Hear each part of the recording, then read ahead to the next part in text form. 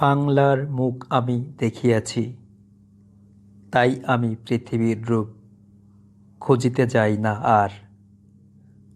অন্ধকারে জেগে ওঠে ডুমুরের গাছে, চেয়ে দেখি ছাতার মতন বড় পাতাটির নিচে বসে আছে ভোরের দোয়েল পাখি।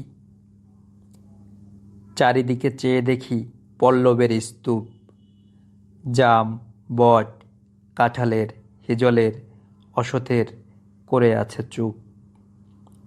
ফণি মনসার ঝোপে সটিবনে তাহাদের ছায়া পড়িয়াছে।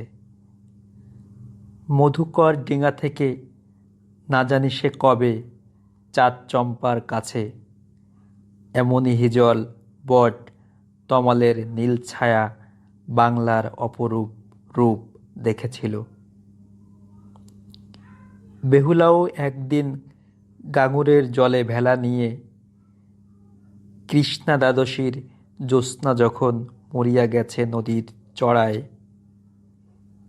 সোনালি ধানের পাশে অসংখ্য অসৎ বট দেখেছিল। হায়, শ্যামার নরম গান শুনেছিল। একদিন অমরায় গিয়ে ছিন্ন খঞ্জনার মতো যখন সে নেচেছিল ইন্দ্রের সভায়, বাংলার নদীমাঠ ভাটফুল ঘুঙুরের মতো তার কেঁদেছিল পায়।